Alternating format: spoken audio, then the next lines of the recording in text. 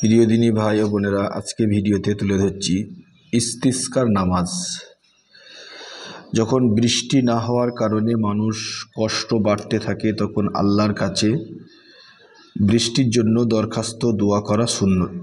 আচ্ছা, একেই শরীয়তের পরিভাষায় ইস্তিসকার বা পানি প্রার্থনা বলা হয়। ইস্তিসকা শুধু ইস্তেগফার কিংবা শুধু দোয়ার মাধ্যমেও করা যায়।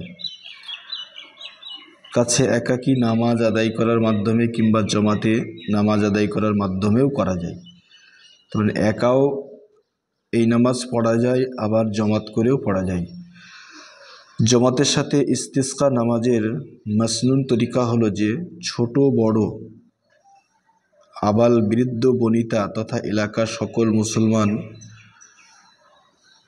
পায়ে হেঁটে সাধারণ বেশে অত্যন্ত কাকুতি মিনতির সাথে ময়দানে আসবে, আর প্রত্যেকেই স্বীয় কৃতকর্মের জন্য আল্লাহর কাছে প্রার্থনা করবে ও মাপ চাইবে। খাঁটি মনে তওবা করতে হবে। তার হক নষ্ট করে থাকলে তবে তাকে ফেরত দিতে হবে।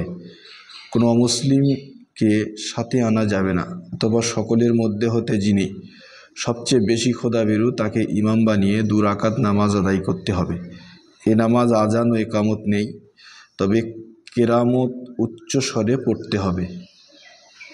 নামাজের পর ইমাম ঈদের নামাজের ন্যায় 2টি খুতবা দেবে এবং ইমাম কিবলামুখী দাঁড়িয়ে উভয় হাত উঠিয়ে বৃষ্টির জন্য দরবারে ইলাহিতে প্রার্থনা করবে। মোনাজাতের সময় উভয় হাতে তালু মাটির দিকে থাকবে। শরীরে চাদর থাকলে তা উল্টিয়ে দেবে। ইমামের সাথে মুক্তাদিগণ দোয়া করবে। পরপর 3 দিন এরূপ করবে, আর এই 3 দিন রোজা মোস্তাহাব। যদিও 3 দিন এরূপ করার পূর্বেই বৃষ্টি হয়, তবুও 3 দিন এই পদ্ধতি অবলম্বন করা উত্তম। ইস্তিসকা নামাজের নিয়ত হলো নওয়াইতু আন উসাল্লিয়া লিল্লাহি তাআলা রাকাতাই সলাতি ইল ইস্তিসকাই মুতাওয়াজ্জিহান ইলা জিহাতিল কাবাতিশ শরীফাতি আল্লাহু আকবার। এখানে বাংলা নিয়তও আছে, উপরে আরবিও আছে। তাহলে ইস্তিসকার নামাজে পড়ার নিয়মটা আমি আপনাদের কাছে তুলে ধরলাম। ইস্তিসকার নামাজ একাও পড়া যায়, আবার জমাতের সঙ্গেও পড়া যায়। জমাতে পড়ার নিয়ম হলো বার থেকে সকলেই বার হবে, কাকুতি মিনতি সহকারে একটা ময়দানে পৌঁছাবে। সেখানে সব থেকে খোদাভীরু যে তাকে ইমাম বানাবে, 2 রাকাত নামাজ আদায় করবে। এই নামাজে কোনো আজান ও একামত নেই, তবে কেরাত উচ্চ স্বরে পড়তে হবে। নামাজের পর ইমাম 2টো খুতবা দেবে। ইমাম কিবলামুখী হয়ে দাঁড়িয়ে হাত উঠিয়ে বৃষ্টির জন্য আল্লাহর দরবারে প্রার্থনা করবে। মোনাজাতের সময় উভয় হাতের তালু মাটির দিকে থাকবে। শরীরের চাদর থাকলে তা উল্টিয়ে দেবে। ইমামের সাথে মুক্তাদিগণ দোয়া করবে।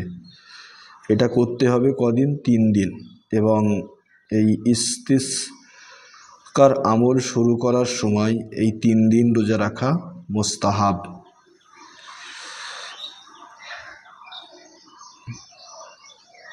নিয়ত এটা, এবং এটা হলো নামাজের নিয়ম।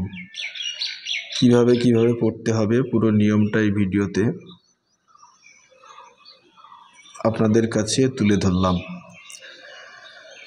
নিশ্চিত আল্লাহ পাক রব্বুল আলামিন তিনি দয়াবান।